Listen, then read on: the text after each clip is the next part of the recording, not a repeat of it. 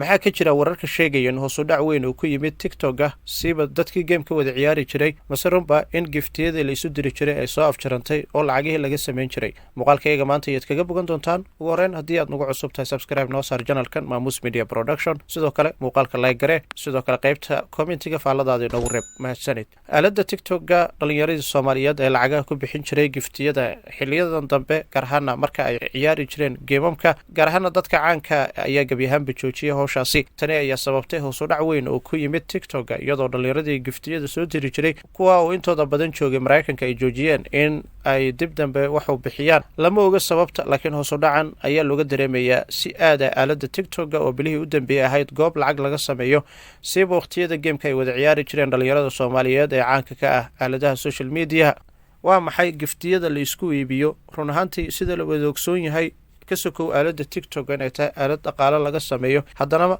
wadamo badan oo shuruudaha lacag sameynta aan laga ogoleen sida Soomaaliya oo tiro badan oo dhalinyarada Soomaaliyeed ay ka adeegsadaan aaladan TikTok ayaa fursad u siisay in siyaabaha gameka dhaqaale ay uga sameeyaan marka la eego waayadan dambe dhalinyarada Soomaaliyeed kuwa sida live-ka gameka wada ciyaari jiray waxay intooda badan la kulmayeen fadeexado ceebeen siba hadallada si kamah ah uga soo baxo oo qaarkood isugu jira ceebeen afxumo ama aflagaado oo daawadayaashuna ay record gareynayaan si ay u soo post gareeyaan ama u soo geliyaan marka uu live-ka soo idlaado si qeybaha kale ee live-ka aan la socon ayuu la wadaagaan xogta qofkaasi ka soo baxaysa dad badan ayaa ku kala go'ay muuqaalada duubista ee caynkan ee dadka live-ka ku jira laga duubo maadaama xilligaasi si ka fiirsasho la'aan uu qofka ra'yigiisa ama wixii markaasi lagu ganaaxo marka uu gameka ciyaarayo looga badiyo uu ku qasban yahay inuu sameeyo arrintan oo abuurtay cadaawad aad u ballaaran ayaa dhanka kale haddana ah mid markasta dhalinyarada caanka ee social media marka ay live ku wada jiraan ay la kulmaan gaar ahaan dhanka TikTok